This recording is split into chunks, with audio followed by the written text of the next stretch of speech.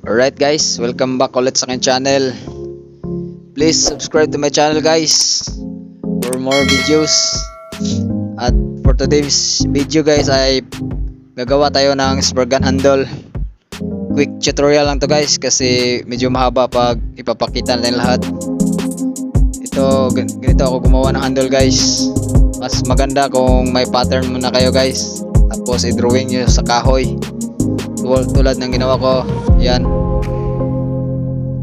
yung pattern natin guys. At dito sa mga grip guys, dyan sa mga medyo pa-curve, bubutasan natin yan kasi ang hirap niyang tabasin kasi pa-curve siya. At dyan sa trigger, bubutasan natin yan. Pagkatapos natin mabutas ay lalagariin na natin guys o ikakat na natin. Yan guys, bubutasan na natin yung mga pakurpa na parts sa handle gamit yung handrail at yung bit na pangbutas. Yan, ganyan yung itsura guys. At sa trigger na part guys, yung sa kalabitan guys, ay gagamitan natin yan ng chisel kasi wala tayong, hindi kompleto yung gamit natin. Chisel lang yung gamit natin para ma-circle natin yung parts sa trigger. Yan, na-chisel na natin yung yan na parte guys dyan, kaya ikakat na natin to gamit itong lagari.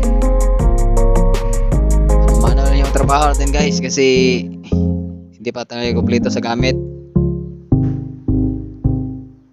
Yan.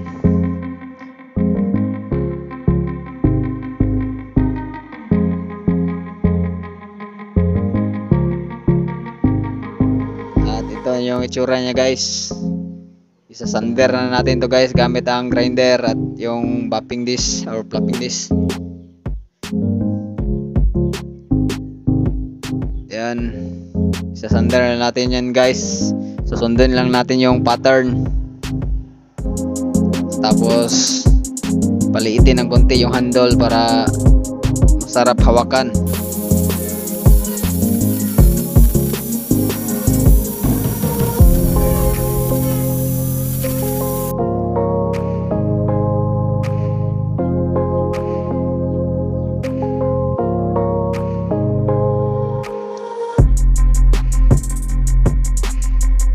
Ito na yung itsura niya guys pagkatapos ating masander. Kunting lihan lang to guys ay okay na to. Pwede na itong ikabit sa mga spur gun barrel natin. Yan,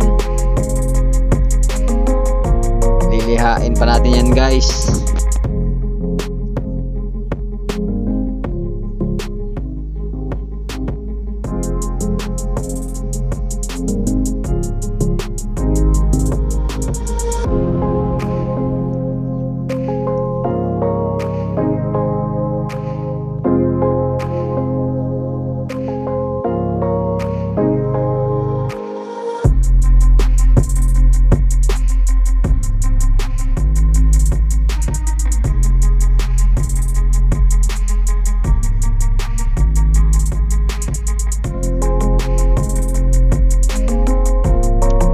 Guys, pasensya na sa against the light guys, sobrang nakakasilaw yung araw.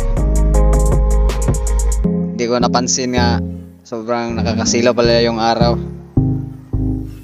Nililiha ko na pala itong handle na ginawa natin guys para good to go na to. At ito na, tapos na nating lihain guys at okay na to guys. Hindi masyadong perfect kasi ano lang naman yung gamit natin, pero ayos na rin, may handle na rin tayo.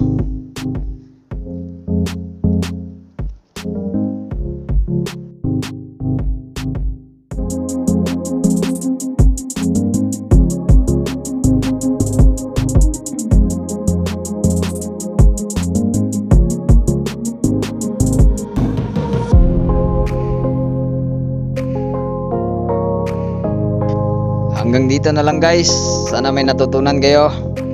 At please subscribe to my channel. Kung gusto nyo ng mga ganitong video guys, mga tutorial, comment lang kayo down below. Right.